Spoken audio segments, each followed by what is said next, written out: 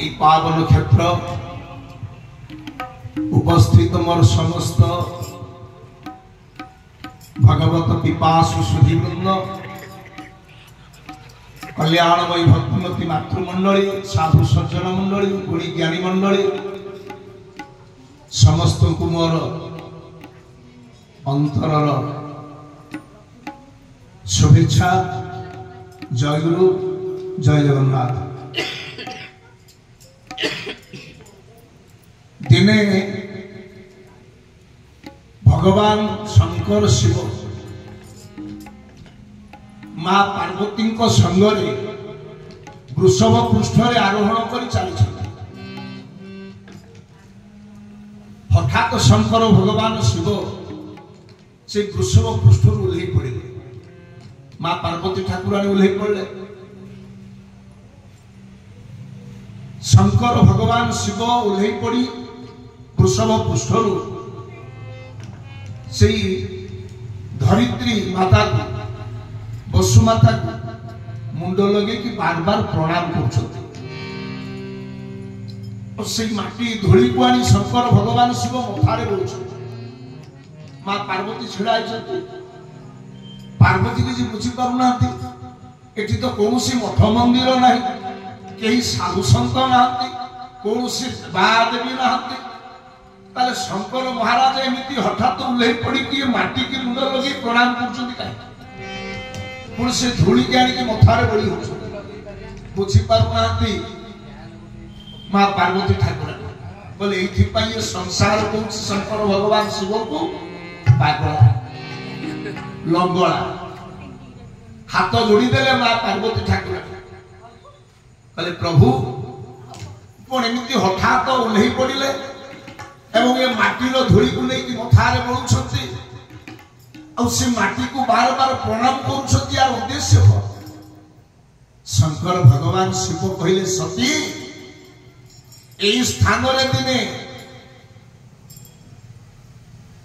प्रभुकर गुण कीर्तन नाम संकीर्तन होता। यही स्थान दिने साधु सत माने बसी सत्संग करथिले प्रभुकर गुण कीर्तन करथिले।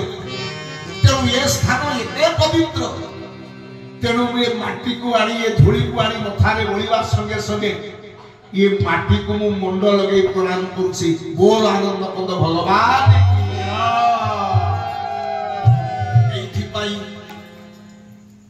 परम शास्त्र श्रीमद् भागवत कहले ये जीव साधु संग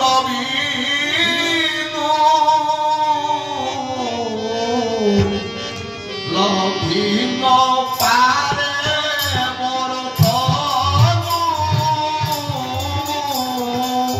गोविंद गोविंद गोविंद पतु गरुछि मकरंद जे नित्य सत संग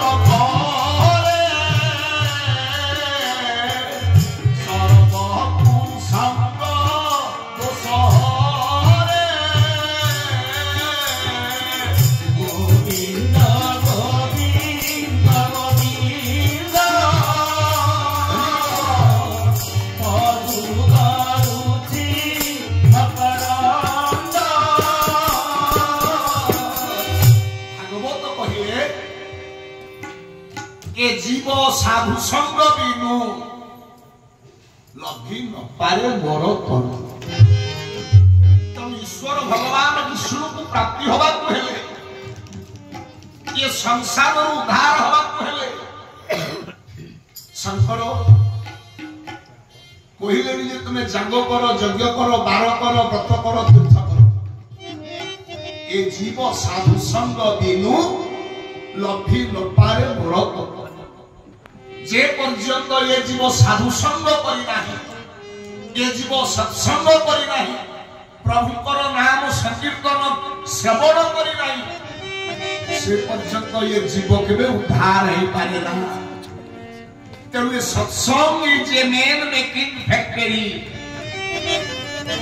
साधु संग कले प्रभुकर नाम संकीर्तन कले आम समस्ते तैयारी होगा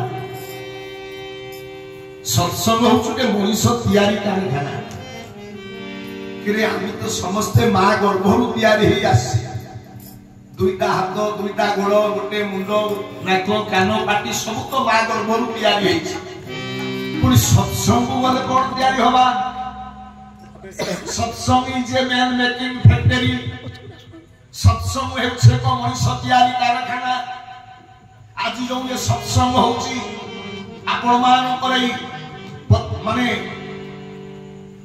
पवित्र इजे मेढाशाल ग्रामर खोर्धा जिला इजे लक्ष्मी नारायण मंदिर प्रांगण रे इजे आमे साधुसंग करूछे सत्संग करूछे प्रभुकर गुण कीर्तन करूछे ये माटी आज पवित्र हो जाइछे जो माटी को सेदिन शंकर भगवान शिव मुंडिया मारुथिले जो माटीर धूरी आनी मथारे बड़ी होउथिले पार्वती पचारिबारु शंकर शिव कहउछंती हे पार्वती एई स्थान रे दिने भगवानकर नाम संकीर्तन होइतला एई स्थान रे प्रभुकर गुण कीर्तन होइतला एइटी बसी साधु माने सत्संग करिथिले तेरु ए माटी एते पवित्र भगवान शिव से माटी धूली आनी मथारे होउछंती तेणु ये मेढाशाल ग्राम एते महान आज ये ग्रामर समस्त माटी गुड़ी पानी पवन पवित्र होइछि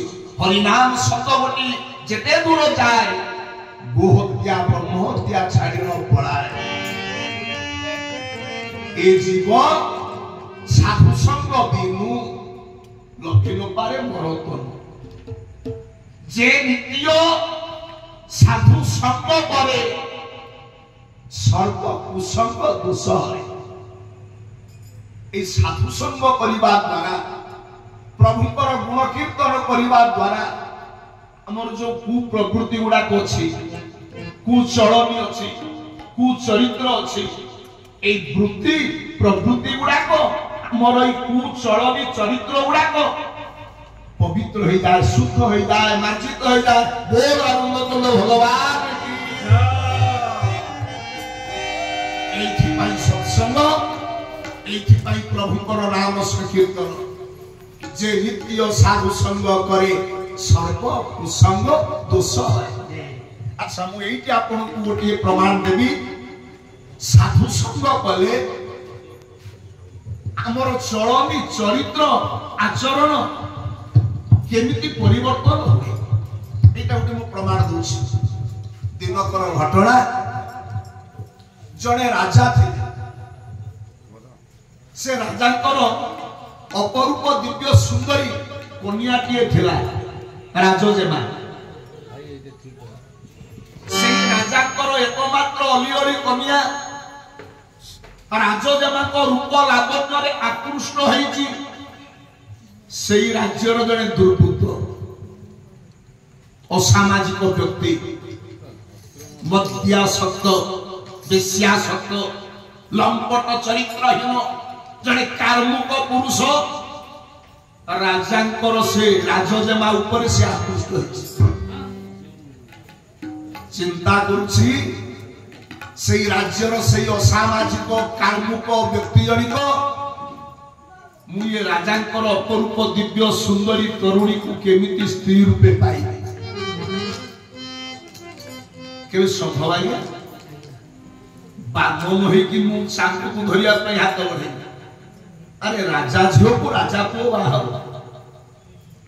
ये जने असामाजिक व्यक्ति कार्मुक पुरुष से के राजा जमा को पाइबो केमिति से सबले चेष्टा करछ कहले राजा राजा जमा को न पाइले मु जीवन हारि देबी छळे बळे कौशले से अहर चेष्टा करुछि मु राजा कर सुंदरी झियो ताकू केमिति स्त्री रूपे पाइबी एटा दिन परे दिन बितुछि एठी कोन साइड के दियाव न राजा चिंता कले झियोर विवाह बयस होइगला 8 वर्षे भवेत गौरी 9 वर्षे चरहिणी 10 वर्षे भवेत कन्या तदौर्ध्व रजस्वला 8 ବର୍ଷର ଝିଅ ହଉଛି ଗୌରୀ, 9 ବର୍ଷର ଝିଅକୁ କୁହାଯାଏ ରୋହିଣୀ, 10 ବର୍ଷ ଭବେ ତ କନ୍ୟା, 10 ବର୍ଷ ବୟସ ହେଲା ପରେ ସେ ଝିଅକୁ କନ୍ୟା କୁହାଯାଏ। ତଦୌର୍ଦ୍ଧ ରଜସ୍ୱଳା। ରାଜା ଦେଖିଲେ ମୋ ଝିଅର ବିବାହ ବୟସ ହେଇଛି, ତେଣୁ ମୋ ଝିଅକୁ ଜଣେ ଉପଯୁକ୍ତ ରାଜକୁମାର ସଙ୍ଗରେ ବିବାହ କର। ଆଗରୁ ସବୁ ସ୍ୱୟଂବର ସଭା ଥିଲା, ସ୍ୱୟଂବର ସଭାରେ ଶହ ଶହ ରାଜକୁମାର ମାନେ ଉପସ୍ଥିତ ରହିବେ। ରାଜଜେମା ବର୍ଣ୍ଣମାଳା ନେଇକି ତାର ଇଚ୍ଛା ଅନୁଯାୟୀ ଯେକୌଣସି ଜଣେ ରାଜକୁମାର କଣ୍ଠରେ ବର୍ଣ୍ଣମାଳା ଦେଇ ସ୍ୱାମୀ ରୂପେ ଗ୍ରହଣ କରିବେ।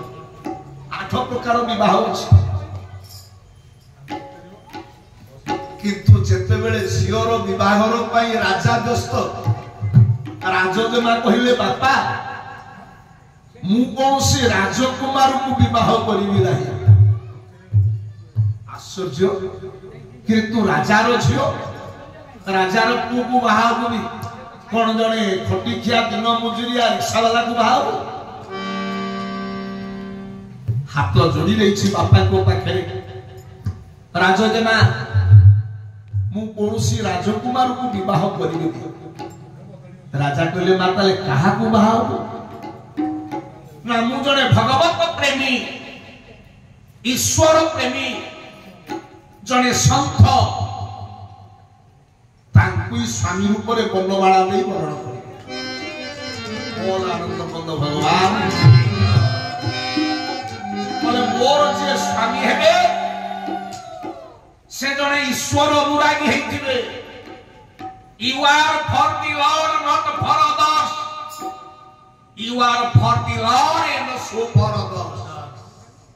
ଆମେ ସମସ୍ତେ ଈଶ୍ୱରଙ୍କର, ଆମେ ସମସ୍ତେ ଈଶ୍ୱରଙ୍କର। You are for the Lord, not for others.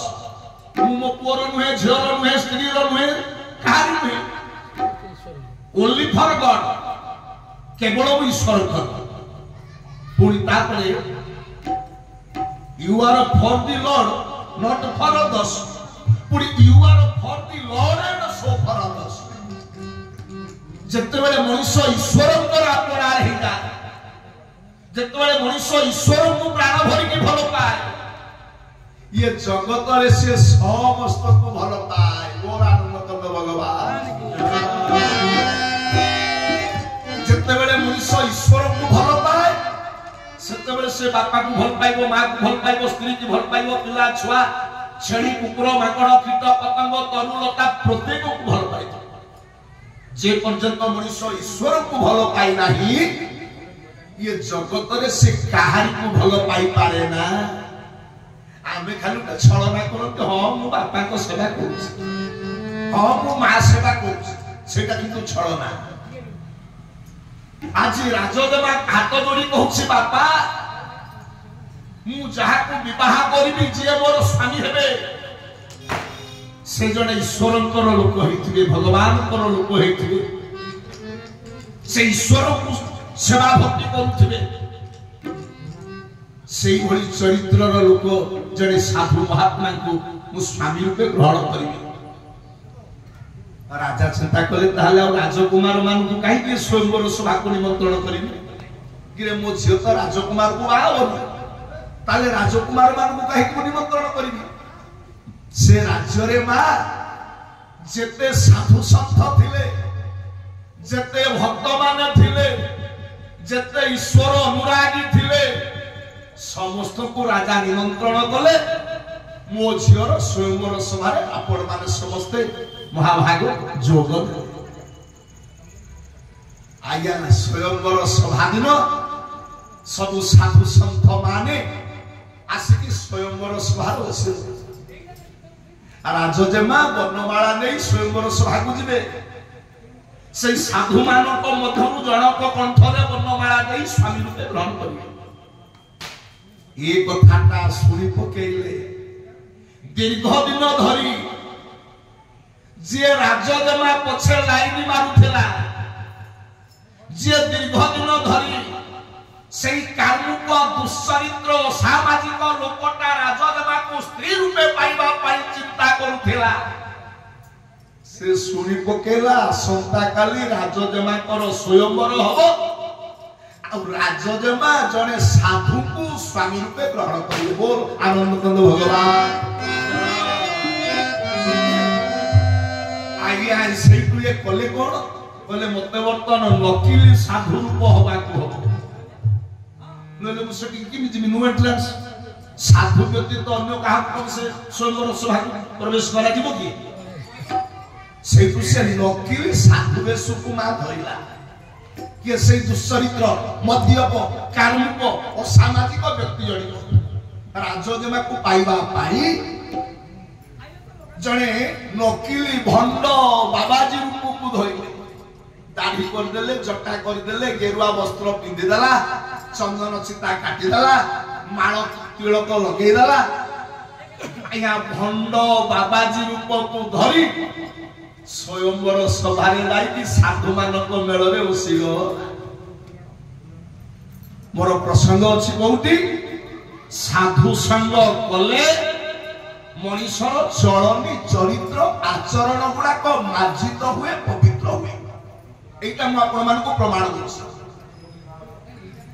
जेते बेले सेही कार्मिक दुश्चरित्र सामाजिक व्यक्ति जनिक नकली भंड साधु रूप को धरी राजजेमा को पाइबा पाई स्वयंवर सभारे प्रवेश कले साधु मान सब बसंती से साधु मान को पाखरे जाई कि बसिगला परे राजजेमा वर्णमाला धरी स्वयंवर सभारे उपस्थित है। वर्णमाला देवे जड़े साधु बड़ा जिते बेले राजजेमा प्रथम साधु पाखे पहुंचले कहले हे महाराज महाराज किए जा मुखार मुकुट अच्छी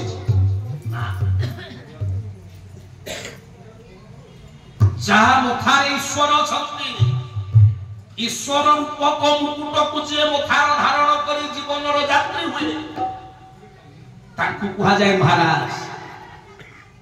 सब साधु बाबाजी मान को महाराज कहते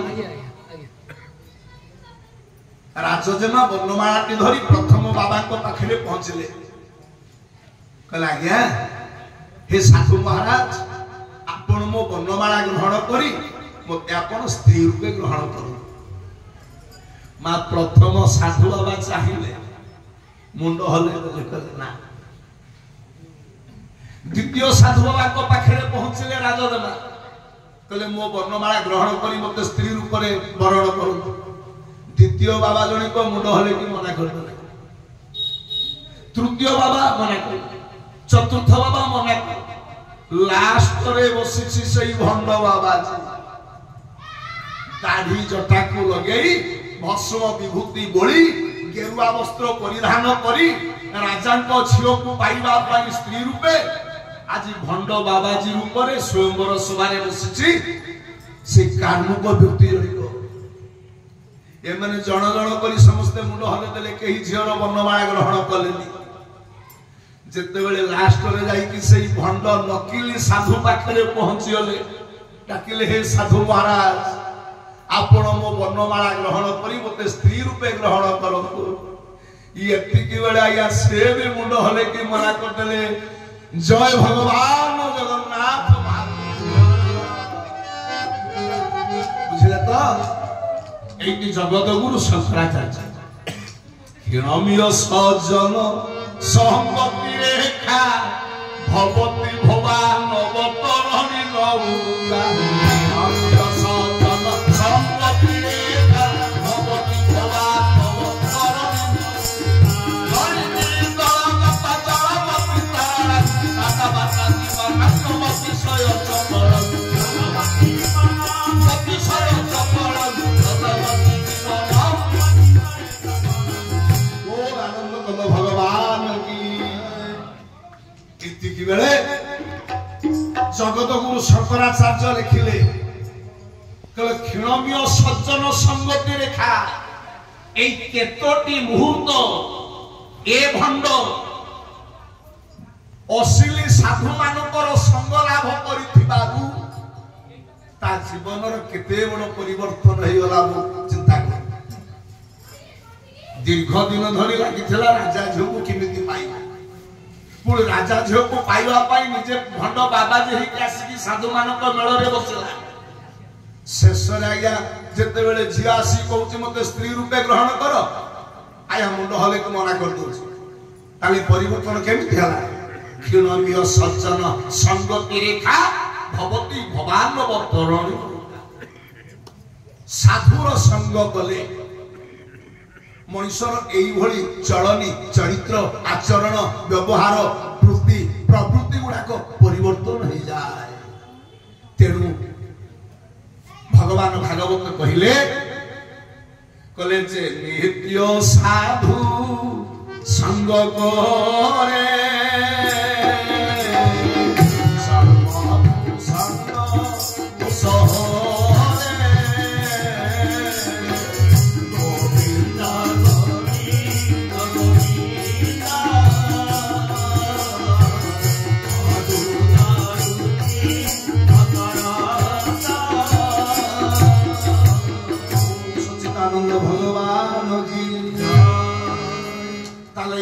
दृष्टि को आम समस्त जीवन पाई साधु संग एकांत प्रयोजन जदि मु भल मनुष्यटी हवा चाहे भल पुओटी हवा चाहे भल बापाटी हवा चाहे भल माटी हवा चाहे मो चलनी मो चरित्र मो आचरण को जदि परिवर्तन करने चाहे मानसिक करने चाहे मते साधु संग करने को पड़ो एनु साधु संग गोस्वामी तुलसीदास रामचरित मानस कहले से कथा जहाँ भगवान भागवत कहले से कथा गोस्वामी तुलसी रामचरित मानस कहले कले बीनु सत संग विवेक न होई राम कृपा